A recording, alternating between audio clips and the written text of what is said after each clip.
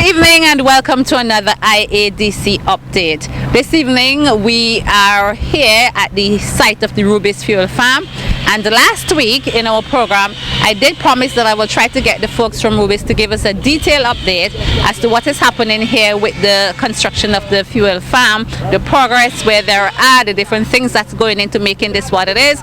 And I have with me today, I'm happy to say, a representative from Rubis in the person of Mr. Kirk Thomas, who will be telling us all about it as he takes us through step by step what is happening here on site. Mr. Thomas, good evening and welcome to our IADC update. Good afternoon.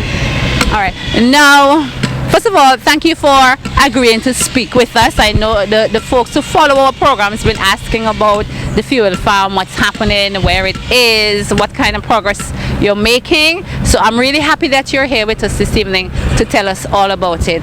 First of all, generally, give us a quick update, a general update as to where we are with the construction of the fuel farm. Okay, well, the tank farm is almost completed. We have the tanks being painted at the moment. They are actually getting the roadway on this end complete, and all the welding is over. The construction phase has moved into getting ready for the electrical equipment installation. We have the generator room being constructed, and the electrical room which houses the equipment is being constructed also. At the back we have the storage for aviation gas, and lower down the facility we have the office.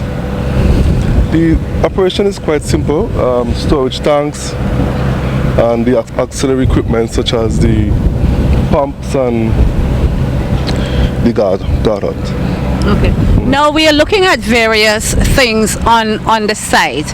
Well, you pointed out the storage tanks, which are these two big gray tanks in front of us here, and we're looking at this white piece of equipment here. What is this? Okay, that's the aviation gas storage. It is essentially a smaller unit that will take care of aircraft that use avgas. On the other side we have jet fuel, right? The larger tank is for storage and the smaller tank is for servicing. On this concrete area here we'll have where the trucks will come, and they will be filled and then transport the fuel to the aircraft. Okay, so this is like a loading bay? Correct. Okay. Now, approximately how many gallons of fuel can you hold in these tanks? The larger tank storage is 10,000 barrels, and the smaller service tank is 3,000 barrels. This one is 10,000 gallons. The avgas. Yeah. Okay. Now just take us back a little to the construction of we saw the base, which was done by Franco, I believe. What was involved? Give us some of the details as to what went into having this prepared. Okay, the first thing they did was have a concrete base, and inside of it is filled with sand, and that is in an effort to ensure that should there be any leakage, it is absorbed. And around the tanks themselves we have a bund wall. This wall is constructed in a way that it can take the entire capacity should there be a leakage of any of the tanks. Alright? Once the base is built, inside of it we have some cathodic protection. These are what would prevent the tank from leaking, rusting. If you look at the base, you see some wires coming out. That is basically keep the tank from rusting. And then the construction started with the metal plates, so forth. Okay. So you had Franco, who did the base, and who did the other works that we are seeing? Company from Florida called Tampa Tank. They are the contractors for the project, and they are the ones that are doing most of the civil works. The other works apart from Franco. Okay. Now I'm looking at some other buildings just to get an idea of what this site is going to look like. Like for example, this one right next to me here. What will be in this building?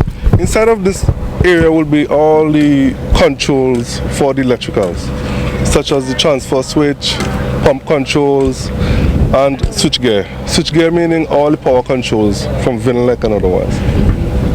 And I noticed that you already fenced in the area. Is that an indication that you're close to completing this project? Well, it is an indication that we want to secure the property first of all, and second, it is all part of the development. The project might be completed sometime around the first week of April.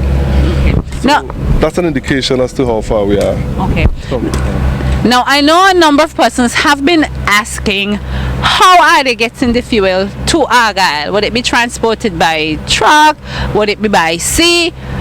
Tell us about the transportation of the fuel to get it to these tanks. Okay, the fuel will be transported via pipes directly from the sea. There's a mooring just south of the airstrip, and the ship will pump directly to that holding tank there. That's basically how it will be done. Okay, so it's going to come here through pipelines. Yes. Okay. And you said that this work should be done sometime close to the first week in April. Well, the construction of the terminal, we're hoping to complete sometime around the first week of April.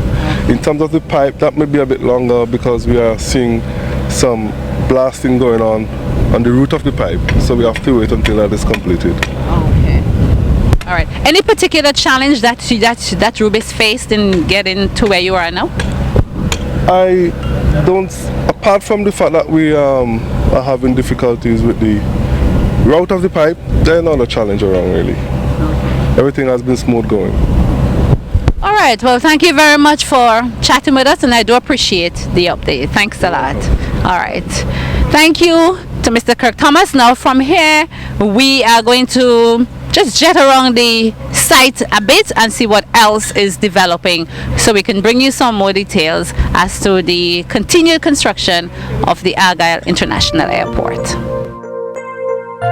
We are standing just in front of the Apron area overlooking the runway, the taxiways, and next to me I can see construction work taking place on the retaining wall and also the drain where we are establishing the road that would link the passenger terminal road to the cargo terminal road. Now the work on the taxiways, that's really advancing.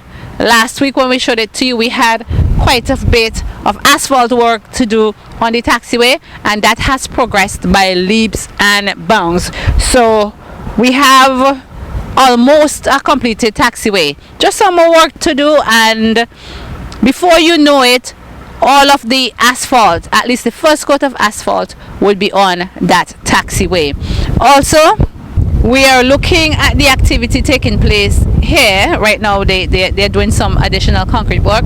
They're establishing the drain here between the road, as we mentioned before, and that is advancing. The wall has already come all the way back out here, and the drain is going in. So very soon they'll be getting ready to put the base material there so that they can do the asphalt work on that part of the road network. To my left, I am watching what looks like a completed cargo terminal. The physical building is completed, and the building is now awaiting the necessary equipment, the partitioning of office spaces, etc. So that work is also coming along. Very soon we will also see the rest of the concrete slabs that should be going in front of the cargo building. We should see that being done as well. And later on we're going to go back across to where they're doing the extended apron area to see what the progress is there. I've also been reliably informed that one of the staircases that will facilitate the persons getting on and off the plane, the smaller jets, that has arrived here at Argyle and is being housed across at the terminal building. So I'm going to go across there to see what it looks like, and also to show you what it looks like as we continue to equip the AIA, making it ready for operation in 2016. So come with us as we go around, we continue our journey around the site to bring you all the latest information.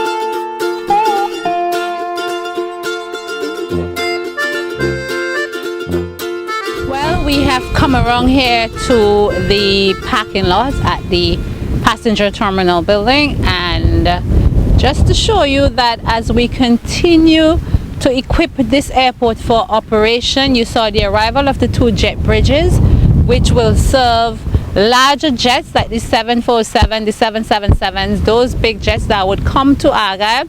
Those jet bridges would serve them.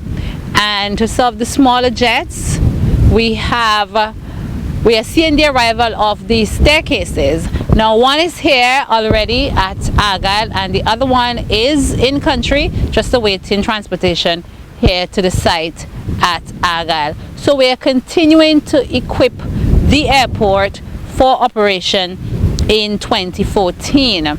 Now, we have a lot of other equipment on the inside. You may have seen that we have the seating and the furniture for the airport being stored on the inside of the passenger terminal building.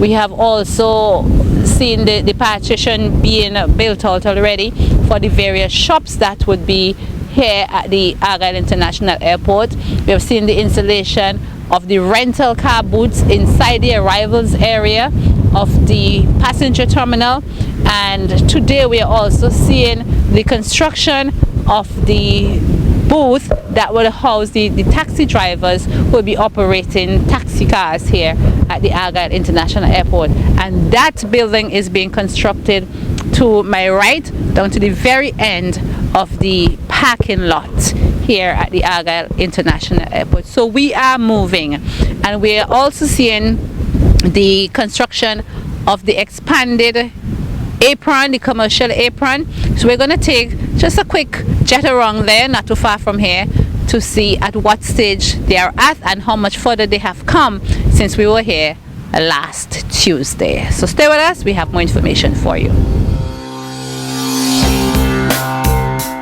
Here we are again, overlooking the entire 2nd kilometer of the site, and what we are really interested in at this point is the continuation of the work from last week.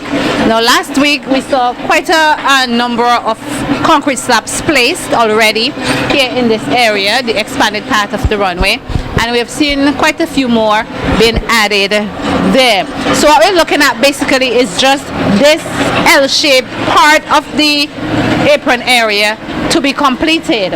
Also, they were constructing drains there when we came last week, and today the drains are up and they're being covered right now, and not much more to go. This seems as though they will get you with this by the end of today. They'll be finished covering all of these drains completely. Also, next to that, on the other side of the apron is the taxiway, and the Alpha taxiway, as we mentioned last week, has been expanded as a result of the expanded apron. So we have seen the laying of the base material in this area, and as they lay the base material, they do their compaction work as per usual, and then they would follow up with the asphalting. So they have been doing it in stages. When they're finished with one area with base material compacted and everything, then the asphalt would go on, and that is how they're working this area and will continue to work to the end. There's another part of this Alpha taxiway going further south that they have to work on. So all of that is being done simultaneously. Now, we have seen the completed construction of the 191 channel in this area, and that entire area is all but covered, and we're making really good progress with the continuation of the runway going towards the north. So this is all we have for you today. This is where we're going to stay until next week, when we'll have some more information from you on the continuing construction of the Argyle International Airport. So we'll see you again next time.